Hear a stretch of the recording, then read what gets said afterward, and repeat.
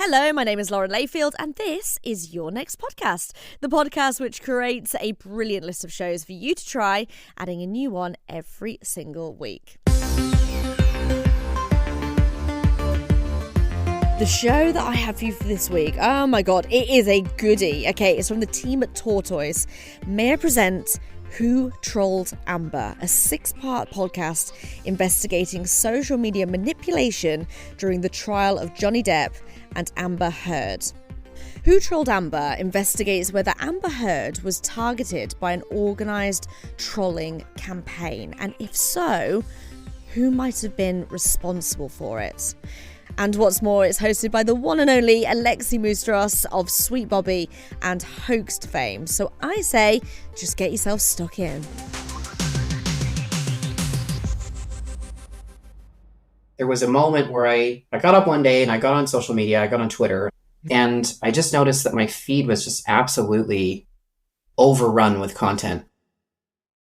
This story starts with a spy. Well, a former spy. And I didn't have a whole lot of interest in learning much more about it than what I'd seen in the headlines. Like, I'm not particularly interested in celebrity culture stuff. Someone who spends a lot of time online. And so I started to try to excise that content from my timeline. And it became apparent fairly quickly, within a couple of days, because I could feel myself getting frustrated, that was not working, which is unusual. I'm actively seeking to not see this stuff, and it is still filling up my feed. And, being a career investigator, my brain kind of went, oh, there's something going on here. Daniel Mackey used to work for the Canadian government. I can't really go into more detail than that, but he specialises in something called open source intelligence. That means he pieces together clues on the internet to track down bad guys. He's basically an online detective. Daniel's gone private now. He works for this big accounting group, but he still wants to use his powers for good. So, a bit like a lawyer who takes on some cases free of charge, Daniel helps out a few lucky journalists like me. I think we've spoken more than a dozen times, and this is the first time that I've actually seen you in the flesh. Really? You've never seen my face? I don't think I've ever seen your face. By 2023, we'd worked together on several stories, mostly involving internet hoaxes or conspiracies. When he's interested in a story, Daniel goes into overdrive. He'll text me in the middle of the night, or he'll leave me these long voicemails. .uk. So I checked to see if there's anything else linked to that. When I ran it through a different tool that I have, I found a Skype profile that was registered to that email address using... Daniel is an expert at navigating the dark corners of the internet. He's seen it all. That is, until the spring of 2022, when something happens which takes him by surprise. I spent a period of time investigating disinformation campaigns, so foreign influence operations, information warfare stuff. This was more akin to that, what I was witnessing. Information warfare? Daniel is interested enough that he talks to his contacts inside the intelligence community. I said, hey, you guys are also watchers of this type of stuff. Are you seeing this too? And all of them had the same reaction as me. They went, yeah, it's really weird. Your Sherlock Holmes signal kind of goes off and you're like, what the hell's going on here? A few months later, he calls me and he tells me what he's noticed about a certain story and how it played out online. Hundreds of miles away from the glitz and glamour of Hollywood, this high-profile case will be right here in Fairfax County. The trial of Johnny Depp versus Amber Heard is a global phenomenon. From real-life political drama to real-life Hollywood drama, Johnny Depp versus his ex-wife Amber Depp Heard. is suing Heard in a $50 million defamation suit based on a Washington Post op-ed written by Heard. The biggest court case since O.J. Simpson was accused of murdering his wife back in 1995, almost 3 decades ago. She is accused of defaming her one-time husband and lover. He is accused of being so in the grip of drink and drugs that he would become like a monster consumed by rage and violence. For 7 weeks over the spring of 2022, this thing is everywhere. This has moved away from like a news story or a lawsuit, and it's transformed into a cultural moment. It just dominates everything. Both COVID and inflation are on the rise, and there's a war in Ukraine. But Americans are much more interested in talking about the Johnny Depp Amber Heard trial. And I remember thinking, no thanks. I was working on another story at the time, so I didn't really know much about the case. But my general reaction to it was, this is a celebrity story. Not that interesting. But for Daniel, something about the online coverage of the case intrigued him. Daniel is a liberal. He's the sort of person who'd naturally support someone like Amber Heard, a woman who claims she's a victim of abuse. He also knows how social media algorithms work, how they identify what you're interested in and then serve you similar content which they think you'll like. If the internet's echo chamber was working properly, Daniel would expect to see at least some pro-Amber Heard content on his social media feeds. But what he actually saw was the exact opposite. Almost everything was trashing Amber and promoting Depp, a stream of misogyny and hate directed towards her. Things that I think actively damaged some of the progress that the Me Too movement made, for example. Really quite uncomfortable stuff with respect to Heard in particular. The Me Too movement changed global conversations about sexual assault and domestic violence. It gave women who were abused a voice and a platform to tell their stories for the first time. But Amber didn't get sympathy. She got vitriol. The queen of domestic violence, claiming that she's a victim of violence, is the biggest joke. What other options does a violent, predatory narcissist have when they are desperate to control their victim? Your voice is gone, Amber Heard. Die, bitch. The scale of the attacks was staggering. Between 2016 and 2022, more than 800,000 tweets were posted with the hashtag Amber Heard is an abuser. Only 15,000 tweets used the hashtag Johnny Depp is an abuser, even though she was the one accusing him of abuse. And that wasn't all. Tens of thousands of posts across social media called Amber a gold digger, a whore, and much worse. I'm coming for you when you get out of court.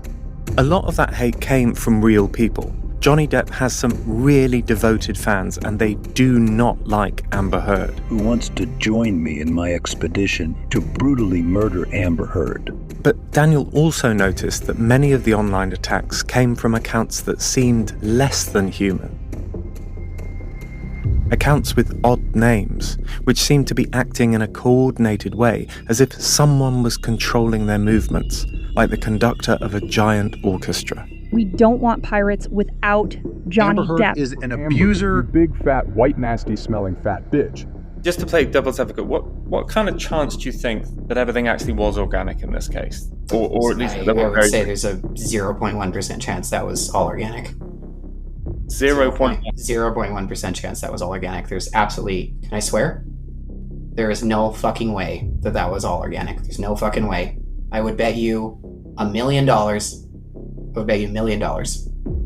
Just to be clear, Daniel thinks that someone deliberately set out to trash Amber's reputation online. Either by buying bots, which are automated accounts that in this case could have pumped out thousands of anti-Amber messages or hashtags, or by employing real people, internet trolls, who could have pretended to be Johnny Depp fans online. For me, these possibilities were interesting. But to be honest, even after talking to Daniel, I still had a nagging feeling. Would it be that big a deal if a PR company had bought a bunch of bots to defend a famous actor? And don't we know already that rich people sometimes play dirty? But then I started speaking to people about the Depp case, including some of my friends. And I was shocked by how many of them had a negative opinion of Amber Heard without really being able to explain why. They all said something like, "I didn't watch the trial, but isn't Amber a bit crazy?" Or, "Wasn't there violence on both sides?" Or, "I reckon that Johnny was the real victim." And that really did trouble me. Because if it's possible for sensible people to end up hating a person without really knowing why, if it's possible for someone with a vested interest to plant opinions in people's heads simply by serving them up enough content, then that type of manipulation isn't just a celebrity issue. It's much more serious than that. If your opinions on Amber Heard can be artificially swayed, then why not your opinions about a politician, a business, or even a war? Is your perception of reality being altered without you even knowing it? There are many things we can say about this very toxic industry that is really appear to exhibit what I would say are indications that there have been a rented bot network or a for hire propaganda. I have completely turned upside down. I think she feared for her life. She feared for her child's life. I felt like I was living the Truman Show because I thought at any time my story and my work would be revealed. It's more like a nuclear submarine, something that I would see a state produce.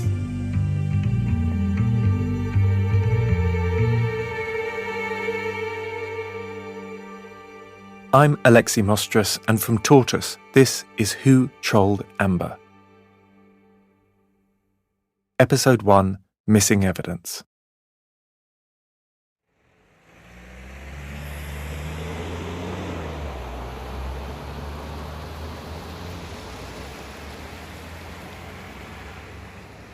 I received death and rape threats. I received threats and comments saying, like Amber, I have a punchable face. All kinds of awful things. It's a cold, wet day in central London, and I'm with my producer, Xavier. We've gone to see someone who knows Amber Heard well. My name's Jennifer Robinson. I'm a barrister at Doughty Street Chambers, and I was counselled for Amber Heard in relation to the UK defamation proceedings. Jen is a kind of superstar media lawyer. She's the longtime barrister of Julian Assange, the WikiLeaks founder, and she's represented the UN and other major organisations. Between 2018 and 2020, she worked very closely with Amber, collecting evidence about Johnny Depp's abusive behaviour.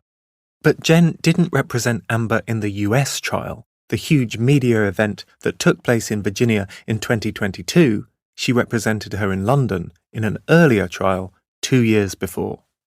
When I first spoke with Amber, it was in the context of the fact that Johnny Depp had sued for defamation here in the United Kingdom.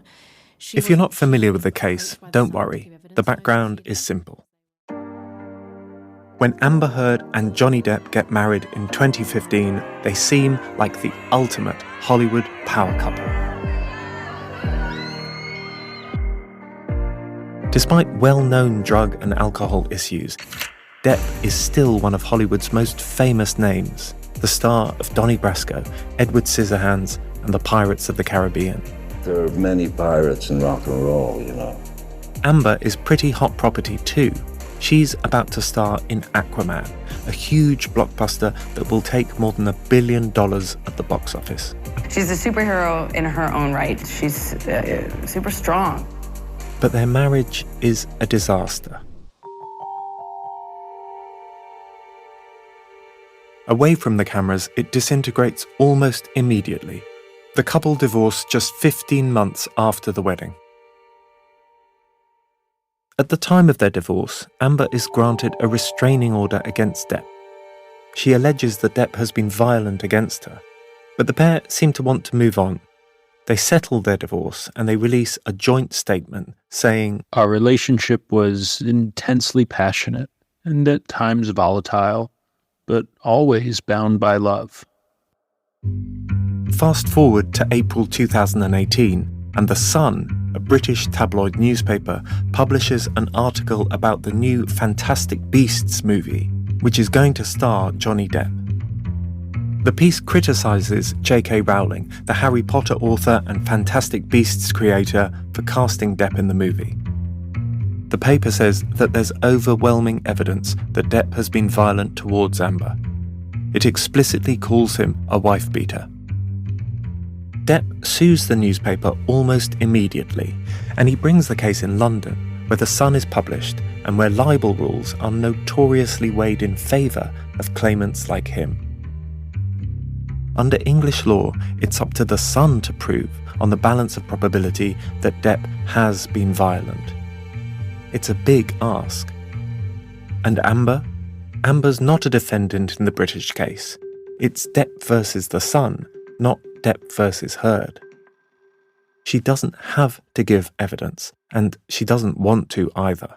She never wanted to relive what happened in her relationship, and as she described it, she had to go on the stand and talk about what she describes as the most traumatic incidents in her life, not just in front of a judge and in front of Mr. Depp himself and his legal team, but in front of the world's media. But Jen knows that if Amber doesn't turn up and The Sun loses, then Depp can forever claim that he's not an abuser and that the trial proves it. So she flies to London. The first day of trial, Amber was really nervous. You can only try to imagine what it would be like to be in her shoes, but this was the first time she was going to see Mr. Depp in person since they were divorced. In advance of the trial, because of the intense online hate and attacks that she had faced, that I had faced as her lawyer, the newspaper and the court had arranged for us to be able to enter through the judge's security entrance because we didn't know what was going to be outside court waiting for her when we arrived. If it was anything like what was happening online, we presumed it wouldn't be very pleasant. The trial starts on the 7th of July, 2020. When we got to the court, there were a bunch of protesters outside, lots of Justice for Johnny signs, even people dressed up as Johnny Depp. And they were all milling about waiting for us to arrive. When we got to the gate, I was sat with Amber in the back of the car. We had her security guard in the front of the car with the driver.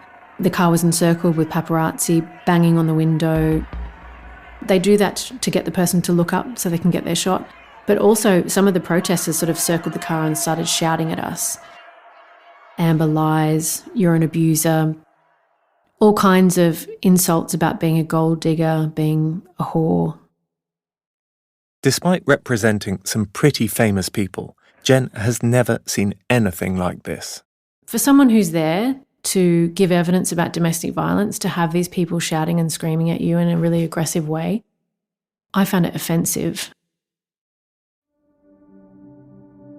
The trial lasts 3 weeks. Amber is cross-examined over 3 grueling days by Depp's lawyers. According to Jen, they use tactics reminiscent of the 1970s, bringing up some of the worst stereotypes about domestic violence. If it was true, why didn't she go to the police? If it was true, she would have more evidence of the injuries. The fact is, Amber had a lot of evidence of injuries. She had photographs, which they claim she had doctored. They even suggested with all this evidence she'd collected of images of bruises, you know, where's the video of him punching her or grabbing her by the hair? What domestic violence victim is able to take a selfie or film when they're being hit? Before and during the trial, Amber also faces thousands of attacks against her on social media, attacks that seem coordinated. I started to question the authenticity of the activity going on when I received a whole raft of emails and tweets after Amber appeared with me at a Women's Day event associated with my chambers. It was quite early in the case. It was before the UK trial. I was acting for Amber and working with her in preparing for that case, but the trial hadn't happened yet. And it was the first time I really started to see what appeared to be inauthentic coordinated activity. So the same tweets, the same emails. It looked orchestrated. And when I say orchestrated, it was just one tweet would happen and then hundreds or thousands of tweets would come saying the same thing with the same hashtags and calling her Amber the abuser, Amber's a liar, justice for Johnny Depp, making awful comments about Amber and about us or about me as her lawyer, attacks on my professionalism, the way I look, my personal life, but also threats of violence. Jen is so concerned that she emails Amber's lawyers in America, asking them to get to the bottom of what she calls a targeted online campaign to undermine her client. but they never do. Finally, on the 28th of July, the trial is over.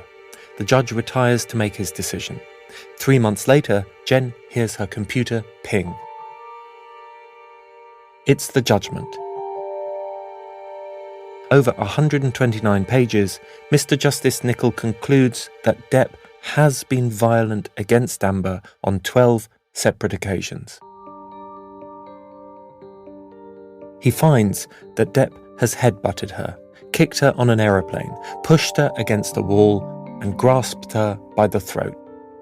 The judge finds that Heard has been the victim of, and I quote, sustained and multiple assaults. The next day, the Sun newspaper front page, under a picture of a flustered-looking Johnny Depp, runs the headline, "He is a wife-beater." Amber Heard is vindicated.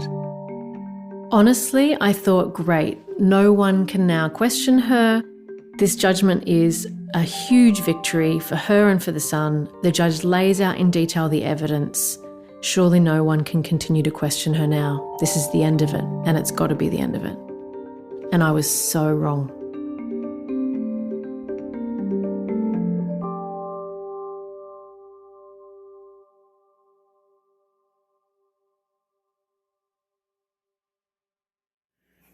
Why are you here? I am here because my ex-husband is suing me. Amber doesn't know it yet, but her troubles are only just beginning. 18 months after the London trial, she faces another hearing in the US.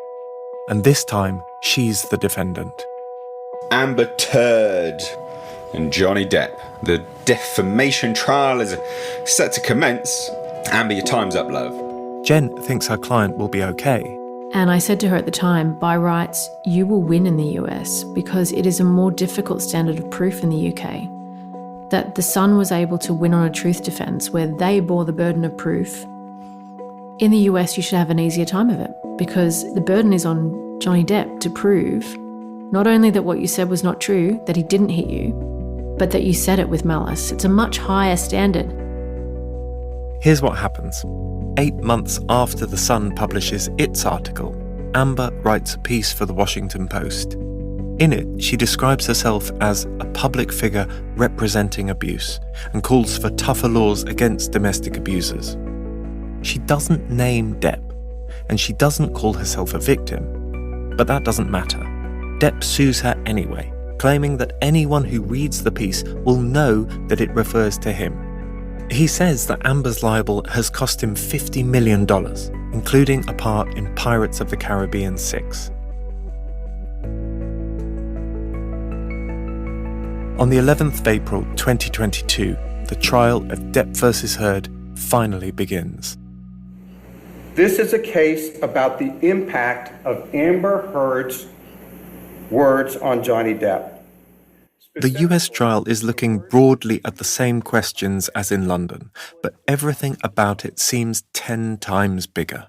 It's like if a low-budget indie movie is remade as a Hollywood blockbuster. Mr. Depp's team is going to try to turn this case into a soap opera. Why? I'm not really sure, because the evidence isn't pretty for Mr. Depp. It's not. You're going to see who the real Johnny Depp is. Behind the red carpets, behind the fame, behind the money, behind the pirate costumes, you're going to see who that man really is. Outside the Virginia courthouse, Depp fans gather to cheer on their hero. Heckling Amber and her witnesses.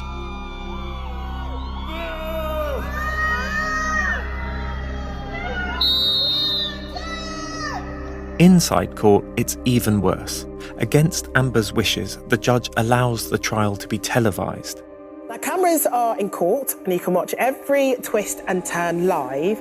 Over 7 weeks, hundreds of hours of footage are generated. From the trending hashtag Justice for Johnny Depp to the viral memes mocking Amber Heard, even reenacting her claims of abuse for millions of likes. And he slapped me in my face. Every smirk, every grimace, every pause It's all put online, shot from 6 different camera angles, and this helps the case go viral. Really viral. By May 2022, at the height of the trial, TikTok videos using the hashtag Justice for Johnny Depp have been viewed 15.7 billion times.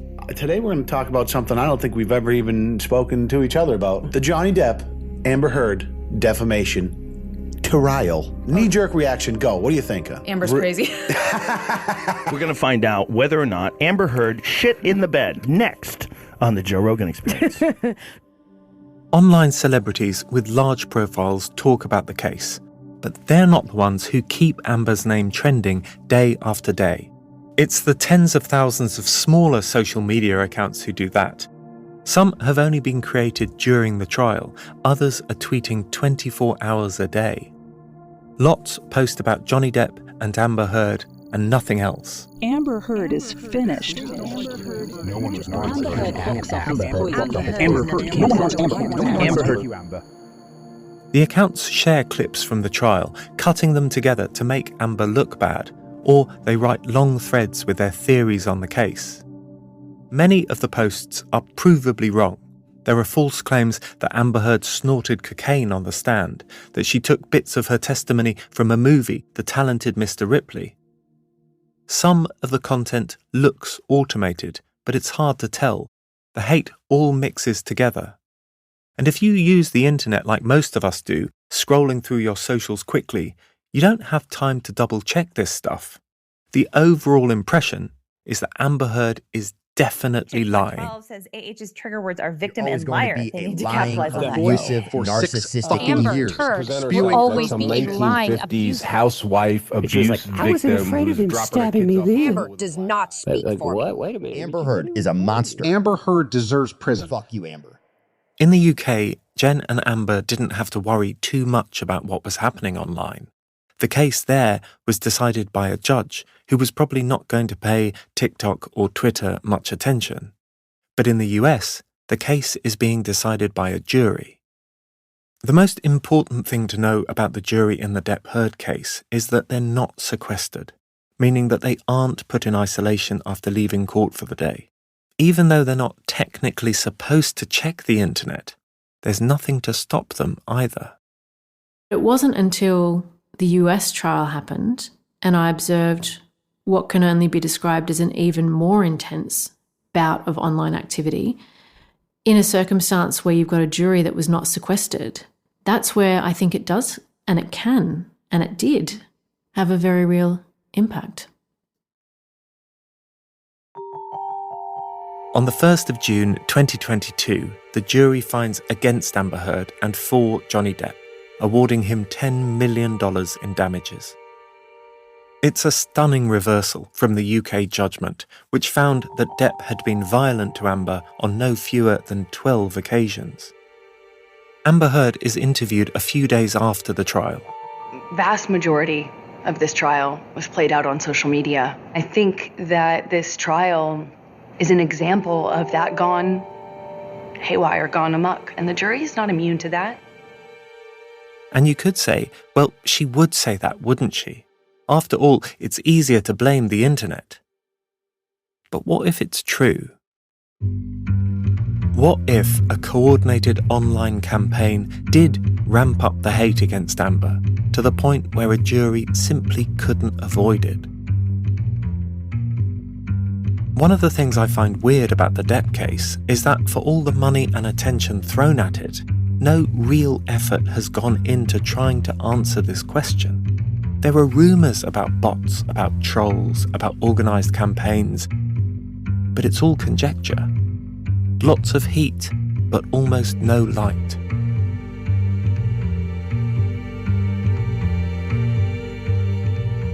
So, okay, if this is a movie, it's got my attention. I'm convinced by this point that it's a story worth digging into, a story that could be much bigger than the celebrities in the middle of it. I want to know who trolled Amber.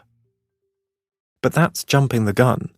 First, I have to show that bots and trolls were used against her in the first place, that it wasn't just real-life Johnny Depp fans giving her shit. And maybe if I work out what happened, I can find some clues about who might have been behind it. So I start at the beginning.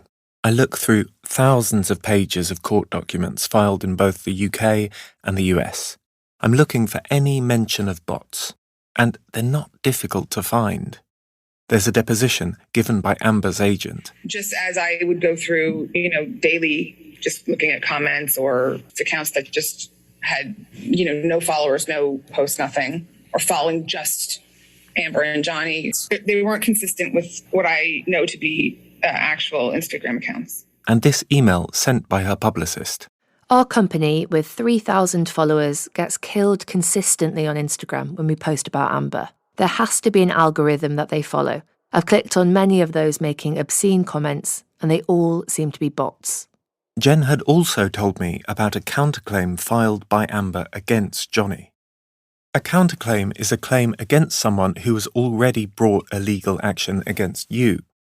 Amber files her counterclaim as part of the US proceedings. She submits it in 2020, a few months after Depp sues her. Basically, from that moment, the couple are suing each other. In her counterclaim, Amber alleges that Depp's team created, coordinated, controlled, and/or manipulated social media accounts specifically for the purpose of targeting Miss Heard. In other words, it accuses Depp of orchestrating a bot campaign against her. But this part of the counterclaim is problematic. As evidence of this supposed campaign, Amber's lawyers list out a whole bunch of Twitter accounts that they say are bots. But when I look at some of these accounts online, I find that many seem to be real people. Sometimes it's hard to tell the difference, but there are clues that the accounts named in the counterclaim are authentic. Some users post pictures of their families, some have email addresses that link back to other social media profiles, and some even post videos of themselves speaking directly to camera. I feel pretty certain that the counterclaim gets a lot of stuff wrong. And it seems to have confused Depp's superfans, people obsessed enough with the actor to post 20 or 30 times a day, with bots. So I'm not surprised when I discover that a judge dismissed Amber's claim about bots for lack of evidence more than a year before the US trial. And that decision turns out to be critical. Because from the moment that that part of the counterclaim is dismissed, the issue of bots is off the table. When the trial starts at Fairfax County Court in Virginia and Amber's witnesses eventually take the stand, they aren't even allowed to talk about bots or a bot campaign, because by then the issue has already been decided in Depp's favour. And that left me wondering, did any of Amber's witnesses suspect that a bot campaign had occurred, but just couldn't say? Does any evidence exist that wasn't presented at trial? Be seated. Your next witness? We call Ron Schnell. Okay. Schnell. Schnell. Thank you, sir. I go through Amber's witness list and there's one name that stands out. Ron Schnell. Ron is a computer expert from Miami. His speciality is social media forensics. I do software projects and manage software projects and architect them. But I also do things like this where I'm consulting in litigation and sometimes testifying in litigation.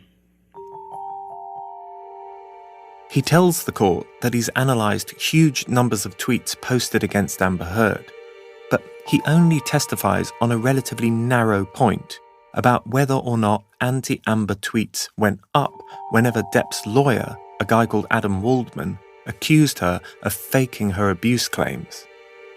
By the time the case goes to trial, that narrow question, the thing about the lawyer, is the only part of Amber's counterclaim against Depp that hasn't been struck out.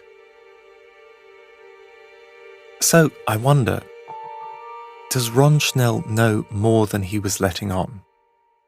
Hello. Hello, how are you? I'm very well, thank you, Ron. How are you? Well, thank you.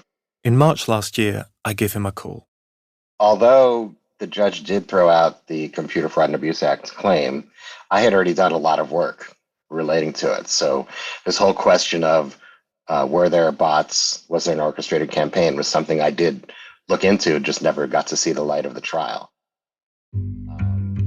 Ron explains that when he came onto the case, one of the first things he did was download a whole bunch of tweets which were critical of Amber Heard. We're talking almost 1 million posts, gigabytes worth of data. I actually used something called Botometer. There's a web version where you can just give it a Twitter handle and it'll tell you whether it thinks it's a bot or not. I fed in hundreds of thousands of anti-Amber Heard tweets and got a lot of data from that. But his work stopped when the judge threw out most of Amber Heard's counterclaim, meaning that the jury never heard anything about Ron's data. Ron won't go much further on the phone. He needs to check what he's allowed to tell us. If I were to ask Amber Heard's legal team for their permission to disclose your work in this area, would you be happy for me to look at it? Sure. That's really helpful. Thank you. I feel like I have my first lead. Ron still has his huge database of tweets, hundreds of thousands of anti-Amber messages, perfectly preserved. Within that data might be patterns, networks, links that reveal which accounts were working together. If I can pick up where Ron left off, I might be able to learn about what happened to Amber Heard, who might have been responsible, and the ways we're all being manipulated online.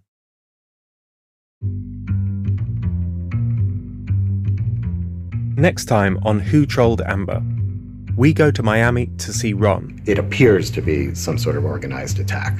We speak to a Hollywood insider. She couldn't get an audition, and no one would hire her. And we learn about disinformation from an emu. Emmanuel, leave it alone. Emmanuel, don't do it! Who Trolled Amber is written and reported by me, Alexi Mostrous, and by Xavier Greenwood. The producer is Xavier Greenwood. Additional reporting by Katie Riley. Sound design is by Carla Patella. The narrative editor is Gary Marshall. The editor is Dave Taylor.